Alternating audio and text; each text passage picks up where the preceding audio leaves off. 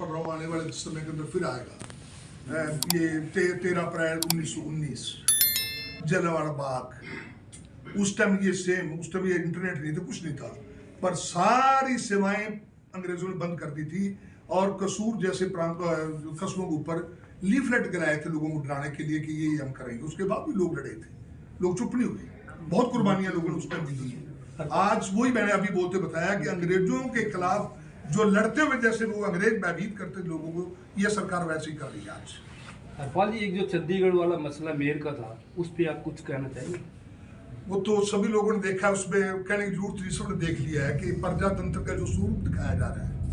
एक मेयर जिसमें सिर्फ 36 वोट है, एक जो वो भी इलेक्टेड नहीं है, एक जो मेंबर पार्लियामेंट है, उनको राइट है कि वो दे सकते हैं। अगर ये कर सकते हैं तो ये कहाँ तक घबराए हुए हैं कि एक मेयर को भी हारना इनके लिए बल्कि मुश्किल हो रहा है। तो ये सारी जो घटनाएं अब मैं अभी अपन जिक्र कर रहे हैं, ये उस दिशा में है कि सरकार ऊपर दिखा रही है कि हम बहुत ताकतवर हैं, पर अंदर से तानाशाह बहुत घबराए हुए हैं। और जब तानाशाह घबरा जाता है तब ये इस तरीके से कायदे कानून लागू करता है, इस तरीके से लोगों को टेरराइज करने की कोशिश करता है। अशोक तंवर जी आपकी पार्टी छोड़ के गए हैं, क्या वजह रही? वो तो अशोक तंवर जी बता सकते हैं भी उनका क्या वजह रही, मैं तो उसके लिए नहीं बता सकता। तो यहाँ तो बड़ा मान सम्मान था उनका, कंपेन कमेटी के चेयरमैन थे। इससे आगे वो क्या चाहते थे वो तो बता के भी नहीं गए। वहां तो वो कह रहे हैं कि मैं मजदूर हूं और जहां भी मजदूरी मिलेगी मजदूरी कर लूंगा। तो यहाँ तो चेयरमैन थे, चेयरमैन से कोई मजदूर बनना चाहता है तो फिर उसका कारण तो ही बता सकते, आप तो नहीं बता पाएंगे उसका। हरपाल जी, किसानों के कोच में दिल्ली कोच करेंगे कल किसान, तो फिर आम आदमी पार्टी का स्टैंड करेगा क्या? किसानों के साथ जाएगी कोच में आम आदमी पार्टी? हम हमारे वर्कर साथ हैं।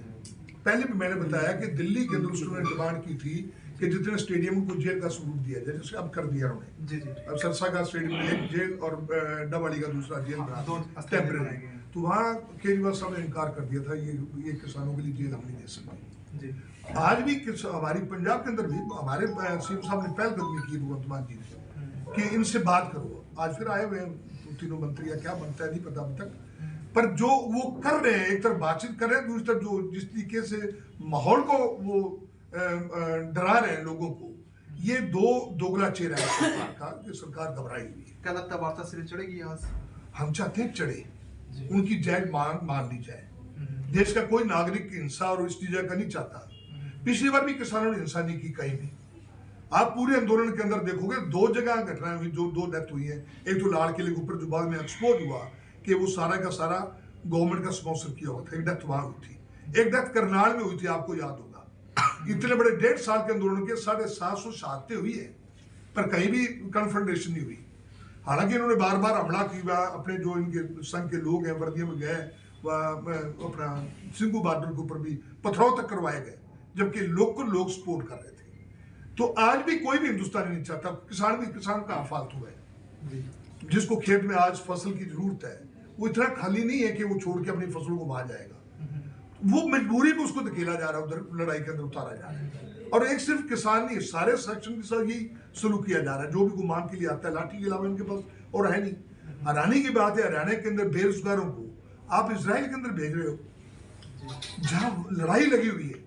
लड़ाई से दूसरे मुल्क कह रहे हैं अपने नागरिकों को छोड़ के बाहर आ जाओ, और हमारे लोग हमारी बेरोजगारी का फायदा उठा के उन बच्चों को वहां भेज दें। तो ये सरकार कहाँ लेके जाएगी देश को, इससे आप अंदाजा कर सकते हैं। आप जिस तरह का माहौल है सर, किले बने हुए हैं, बड़े बड़े पत्थर लगाए गए हैं, तो हिंसक घटनाएं होना संभावित है, तो ऐसे में शांति की अपील करना चाहें लोगों से आप? नहीं, शांति रखेंगे किसान।